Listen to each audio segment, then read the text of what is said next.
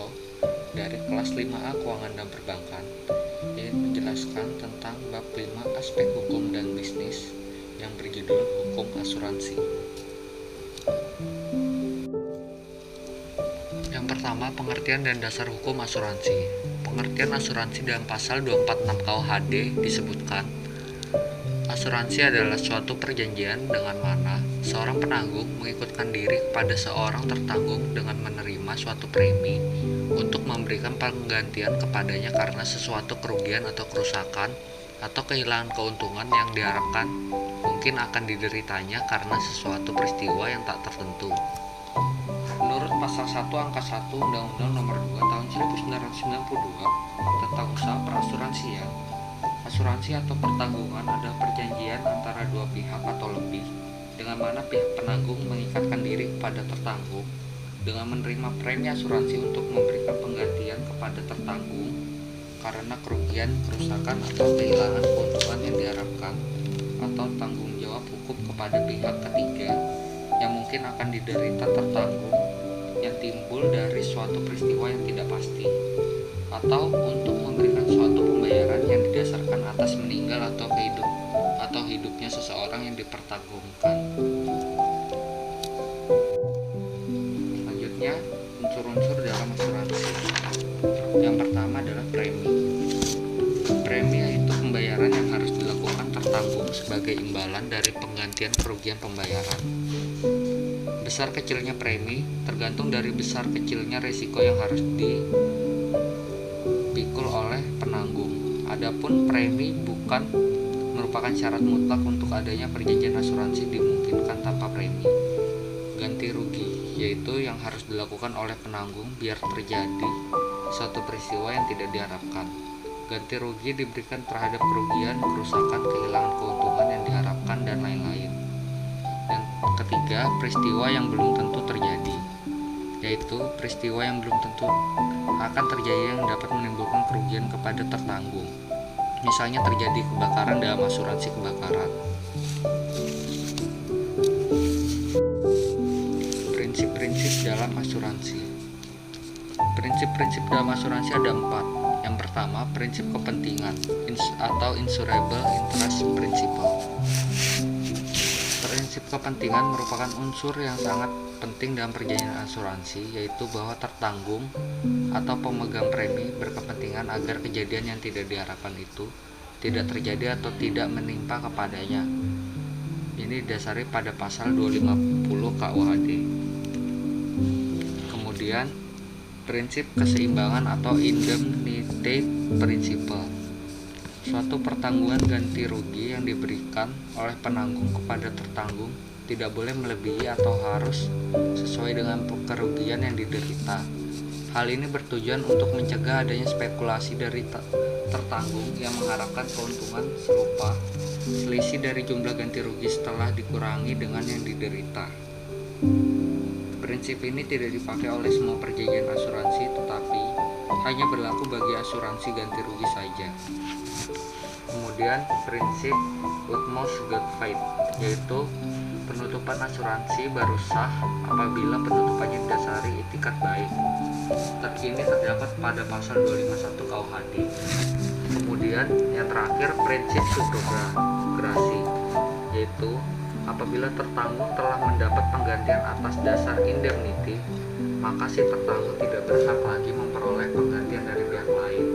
Walaupun jelas ada pihak lain yang bertanggung jawab pula atas kerugian yang dideritanya, penggantian dari pihak lain harus diserahkan pada penanggung yang telah memberikan ganti rugi yang dimaksud.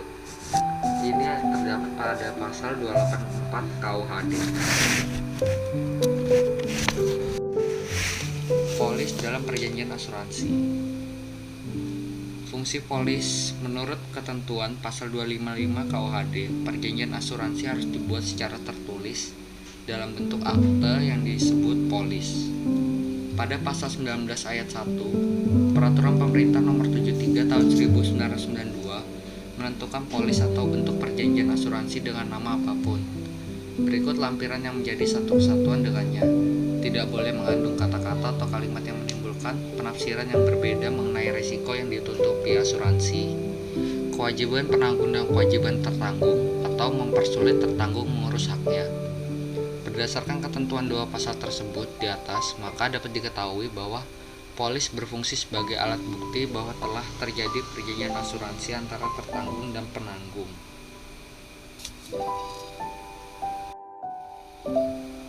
Selanjutnya, dalam pasal 256 KUHD disebutkan bahwa setiap polis kecuali yang mengenai suatu pertanggungan jiwa harus memuat syarat-syarat khusus berikut.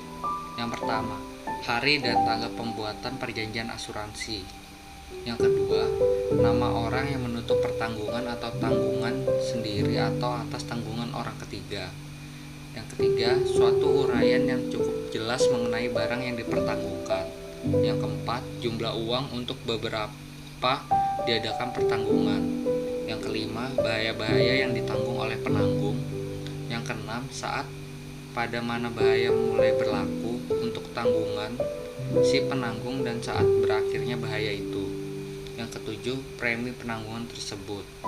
Dan yang terakhir, semua keadaan yang sekiranya penting bagi penanggung untuk diketahui dan segala syarat yang diperjanjikan antara para pihak. Polis tersebut harus ditandatangani oleh tiap-tiap penanggung. Macam-macam asuransi ada 3. Yang pertama, asuransi ganti rugi, yaitu asuransi yang penanggungnya berjanji akan mengganti kerugian tertentu yang diderita oleh tertanggung. Yang termasuk dalam asuransi ini adalah asuransi kebakaran, asuransi terhadap bahaya hasil pertanian, asuransi pencurian, dan lain-lain. Dalam asuransi kerugian berlaku prinsip keseimbangan. Selanjutnya, yang kedua, asuransi sejumlah uang, yaitu asuransi dalam hal penjamin berjanji untuk memberi sejumlah uang yang jumlahnya sudah ditentukan sebelumnya tanpa didasarkan pada kerugian tertentu. Dari pengertian di atas, kita dapat mengetahui perbedaan asuransi jumlah uang dengan asuransi ganti kerugian, yaitu bahwa dalam asuransi jumlah uang tidak harus didasarkan pada suatu kerugian tertentu. Misalnya terjadinya bencana, walaupun tidak terjadi suatu peristiwa yang tidak diharapkan, tertanggung tetap akan menerima pembayaran sejumlah uang. Hal ini terjadi misalnya dalam asuransi jiwa. Kemudian asuransi campuran. Asuransi campuran adalah gabungan dari asuransi kerugian dan asuransi sejumlah uang karena mempunyai 2 sifat, yaitu sifat asuransi kerugian dan asuransi sejumlah uang. Yang termasuk dalam jenis asuransi ini misalnya askes dan asuransi kecelakaan. Asuransi yang diatur di luar KUHD. Pasal 247 KUHD menyebutkan bahwa asuransi atau pertanggungan antara lain dapat mengenai yang pertama, bahaya kebakaran, bahaya yang mengancam hasil pertanian yang belum dipanen, jiwa satu atau beberapa orang, bahaya laut dan perbudakan, bahaya yang mengancam pengangkutan di darat, sungai, dan laut. Demikian juga pasal 268 KUHD menyebutkan bahwa asuransi dapat berlaku pada segala kepentingan yang dapat dinilai dengan uang, diancam oleh suatu bahaya dan tidak dikecualikan oleh UU.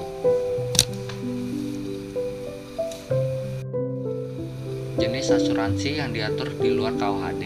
Yang pertama, asuransi kredit. Asuransi kredit yaitu yang perjanjian antara penanggung kepada tertanggung yang akan memberi premi terhadap kerugian yang mungkin akan diderita oleh tertanggung karena tidak dilunasi atau tidak sepenuhnya dilunasi pembayaran kredit oleh debiturnya. Kemudian yang kedua, asuransi pencurian, yaitu perjanjian antara penanggung yang akan membayar atau memberi ganti kepada yang akan membayar premi terhadap kerugian yang mungkin akan diderita oleh tertanggung karena kehilangan barang-barang tertentu. Barang yang dipertanggungkan tersebut bisa merupakan barang berharga seperti uang dan perhiasan. Dan yang terakhir, asuransi yang diselenggarakan oleh pemerintah. Selain menyelenggarakan asuransi di atas, pemerintah juga menyelenggarakan asuransi antara lain tabungan dan asuransi pegawai negeri atau TASPEN, asuransi sosial tenaga kerja atau ASTEK, asuransi kesehatan pegawai negeri sipil atau ASKES, yang terakhir asuransi sosial angkatan bersenjata atau ASABRI.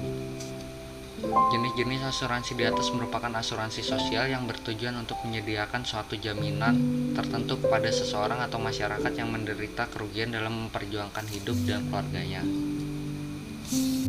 Mungkin Seperti itu yang dapat saya sampaikan, kurang lebihnya mohon maaf. Assalamualaikum warahmatullahi wabarakatuh.